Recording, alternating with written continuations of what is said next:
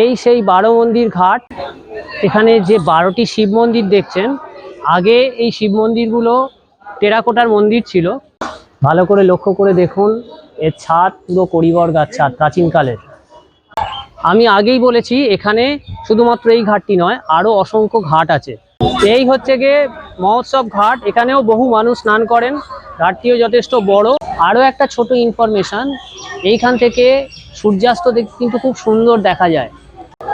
নমস্কার বন্ধুরা, food and travel with সুপ্রর আর একটা নতুন ভিডিওয় আপনাদের সবাইকে স্বাগত। আজ মে দিবস, ছুটির বার। আর এই ছুটির বারে আমি ঘুরতে চলে এসেছি বাংলার বারাণসী। হ্যাঁ, ঠিকই শুনছেন, বাংলার বারাণসী পানিহাটিতে। তো কিভাবে এলাম, কি দেখাবো, সব কিছুই আপনাদের সঙ্গে শেয়ার করতে থাকবো। আর একটাই অনুরোধ, গোটা ভিডিওয়ে আমার সঙ্গে থাকবেন, স্কিপ করে যাবেন না। অনেক সুন্দর সুন্দর দৃশ্য তাহলে আপনাদের মিস হয়ে যাবে। আর আমার চ্যানেলটিকে আপনারা সাবস্ক্রাইব করে নেবেন, এটুকু অনুরোধ জানিয়ে শুরু করছি এই ভিডিওটা। এই মুহূর্তে আমি রয়েছি 12 মন্দির ঘাট। এটা পানিহাটির একটি জনপ্রিয় নদীঘাট। খুব সুন্দর করে সাজানো আছে এখানে। বহু মানুষ স্নান করতে আসেন, ঘুরতে আসেন। এই 12 মন্দির ঘাটের আশেপাশে আরও অনেক গঙ্গার ঘাট আছে। পরপর গঙ্গার ঘাট থাকবার জন্যেই পানিহাটিকে বলা হয় বাংলার বারাণসী। বারাণসীতে যেমন গঙ্গার তীরে প্রচুর ঘাট আছে, সুন্দর সুন্দর ঘাট, ঠিক তেমনই এই পানিহাটিতেও একই জিনিস আছে। তো আমরা চেষ্টা করব যতটা সম্ভব এই ঘাটগুলো দু একটা ঘাট ঘোরার। তো প্রথম ঘাট হিসেবে আমি এসেছি 12 মন্দির ঘাট। কেন 12 মন্দির ঘাট বলে সেটা আপনাদেরকে দেখিয়ে দিচ্ছি। যেটা বলছিলাম, এটাকে কেন 12 মন্দির ঘাট বলা হয়। এই যে শিব মন্দিরগুলো দেখছেন, এই শিব মন্দিরগুলো পরপর এদিকে 6টা এবং আরও উল্টো দিকে আরও 6টি শিব মন্দির আছে। মোট 12টি শিব মন্দির আছে, তাই এখানে 12 মন্দিরের ঘাট বলা হয়। তো গঙ্গার ধারে এসছি, মানে ভাগীরথী হুগলি নদীর ধারে এসছি। আর নদীর সৌন্দর্য দেখাবো না, এটুকু তো হতে পারে না। চলুন ঘাটে যাই, গিয়ে একবার গঙ্গার সৌন্দর্য দেখি। আমি সোদপুর স্টেশন থেকে, শিয়ালদা থেকে সোদপুর স্টেশনে এসেছি ট্রেনে করে, এবং সেখান থেকে 15 টাকা দিয়ে অটো বা অটো নয় টোটো ভাড়া করে আমি চলে এসেছি এখানে। শেয়ার টোটো পেয়ে যাবেন স্টেশন থেকেই, 15 টাকা ভাড়া নেয়। আর সেই টোটোই আমাকে এখানে পৌঁছে দিয়েছে। এই মুহূর্তে রয়েছি হুগলি নদীর তীরে, আর এখানে বহু মানুষ স্নান করেন। ঘাটটি খুব পরিষ্কার পরিচ্ছন্ন এবং বড়। এখানে স্নান করবার উপযুক্ত জায়গাও রয়েছে। এখানে নদীতে যথেষ্ট পরিমাণে স্নান করা যায়। আর উল্টো দিকে রয়েছে হুগলি জেলা।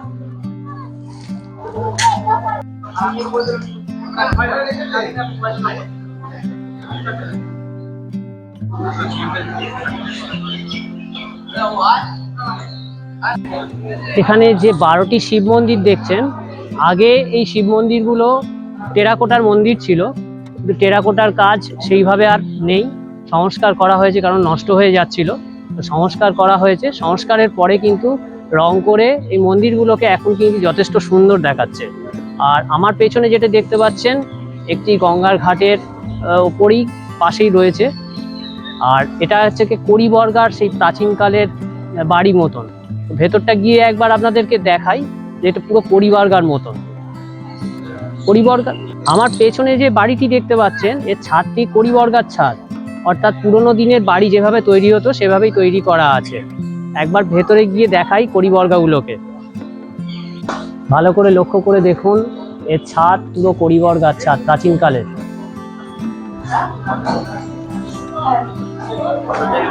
আর সেই খিলান, পুরোনো দিনের খিলান করা। আর এইভাবে কড়িবর্গার ছাদ রয়েছে। আর একটা ভালো ইনফরমেশন আপনাদের দিই, এইখানেই শুটিং হয়েছিল সত্যজিৎ রায়ের মণিহারা সিনেমা, যেটা 3 কন্যা সিনেমার একটি পার্ট, মণিহারা। সেখানে শুটিং হয়েছিল এই ঘাটেতেই।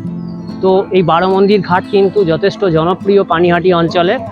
তো ঘুরে ঘুরে আর একটু দেখি, এবং এর ইতিহাস কিছু আমি যেটুকু জেনেছি সেটুকু আপনাদের সঙ্গে শেয়ার করি। এই ঘাটটির ইতিহাস সম্বন্ধে আমি যেটুকু জানতে পেরেছি সেটা হলো 1806 সালে নবীনচন্দ্র দত্ত এখানকার জমিদার ছিলেন। তিনি তার পিতা হরিশ্চন্দ্র দত্তের স্মরণে এই ঘাটটি নির্মাণ করেন। 1806 খ্রিস্টাব্দ, মানে আজ থেকে 220 বছর আগে। অর্থাৎ এটা বেশ প্রাচীন একটা ঘাট, অন্যতম প্রাচীন ঘাট এই অঞ্চলের। এটা সেই প্রাচীনত্বের চিহ্ন এখনো বহন করে চলেছে। আর তার তীরে বয়ে যাচ্ছে হুগলি নদী। তো এইটাই ছিল ইতিহাস, যেটুকু আমি জানতে পেরেছি আপনাদের সঙ্গে শেয়ার করলাম। এবার নদীর সৌন্দর্য আরেকটু দেখি। দূরে দেখুন নৌকো যাচ্ছে, আর ঘাটের দিকে বহু মানুষ স্নান করছেন। আজকের আবহাওয়াটা মেঘলা। আর ওই দিক থেকে দেখুন একটি স্টিমার পানিহাটির ঘাটে যাচ্ছে, আর পানিহাটির ঘাট থেকেও আরেকটি স্টিমার এদিকে যাচ্ছে। অর্থাৎ এখানে নিয়মিত নৌকো চলাচল হয়, ঘাট আছে পানিহাটির সামনেই। তো এই ঘাট থেকে যাতায়াত করা যেতে পারে হুগলি নদীর দিক, হুগলি জেলাতে। আমি আগেই বলেছি এখানে শুধুমাত্র এই ঘাটটি নয়, আরও অসংখ্য ঘাট আছে। তো কয়েকটা ঘাট যেটা পায়ে হেঁটে ঘোরা যায় এখান থেকে, আর সেইগুলো আমি ঘুরে দেখি, আপনাদেরকে দেখাই চলুন। যেমন বলেছিলাম ওইদিকে 12 মন্দিরের ঘাট পেরিয়ে অনেকটা রাস্তায় হেঁটে হেঁটে এলাম, এসেছি আরেকটি জনপ্রিয় ঘাট এখানকার। সেই ঘাটটির নাম হচ্ছে কি মহোৎসব ঘাট। আর এই ঘাটের পাশ থেকেই ফেরি চলাচল হয়, ওইদিকে সম্ভবত উত্তরপাড়ার দিকে যাওয়া যায় ফেরি করে। যেটা আমি ওই দিক থেকে দেখতেছিলাম, সেটা এখানেই যে লঞ্চ পারাপার হচ্ছে সেটা এই ঘাট থেকেই হয়। এই মহোৎসব ঘাটের পাশেই ফেরিঘাট আছে।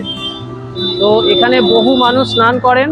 আর এখানে একটা বড় ইস্কনের মন্দির আছে, সেখানে জুন মাসে দই চিড়ে উৎসব হয়, বহু মানুষের সমাগম হয়।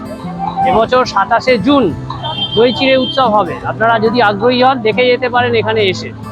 তো এখন আমি রয়েছি মহোৎসব ঘাটে, এখানকার দৃশ্যাবলী একবার আপনাদেরকে দেখাই।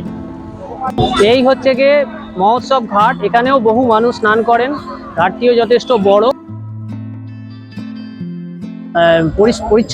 পরিচ্ছন্নতায় কিন্তু অনেকটাই পিছিয়ে আছে 12 মন্দির ঘাটের থেকে।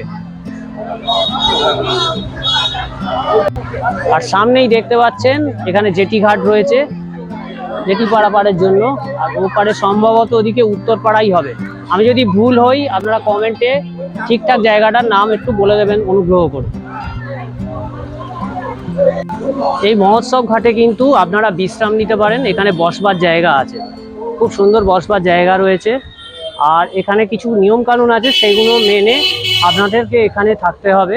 যেমন এখানে কোনো আমিষ খাবার নিয়ে ঢোকা নিষিদ্ধ আছে। আর এখানে গাছতলা রয়েছে, সামনেই নদী রয়েছে, সেগুলো একটু একটু করে আমি দেখিয়ে দিচ্ছি আপনাদেরকে।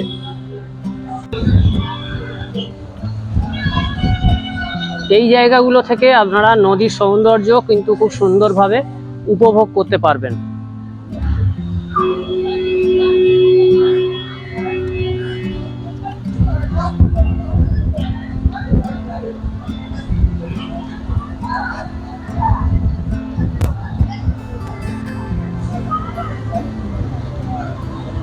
বারো মন্দির ঘাটে যেমন 12টি শিব মন্দির আছে, এখানে রয়েছে কাছে একটা ইস্কন মন্দির।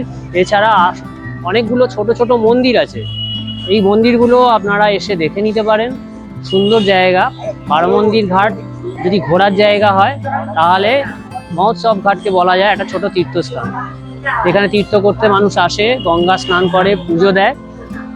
তো এই জায়গাটা কিন্তু বেশ ভালো। আর আমি যে জায়গাটায় বসে আছি, একটা গাছতলায় সুন্দর করে বসবার জায়গা আছে। এখান থেকে বসে গঙ্গার হাওয়া প্রাণ জুড়িয়ে দেবে আপনার। আরও একটা ছোট ইনফরমেশন, এইখান থেকে সূর্যাস্ত কিন্তু খুব সুন্দর দেখা যায়। আপনারা যারা বিকেলের দিকে আসবেন তারা কিন্তু গ্রীষ্মের দিনে হলেও খুব সুন্দর সূর্যাস্ত দেখতে পাবেন। আর যে জন্য এই জায়গাটা সুন্দর, নদীর প্রচণ্ড হাওয়া থাকবে, অতটা গরম অনুভূত হবে না। সেটা এই ঘাট থেকেও দেখতে পারেন, আবার 12 মন্দির ঘাট থেকেও সূর্যাস্ত দেখতে পারেন, ভালো লাগবে।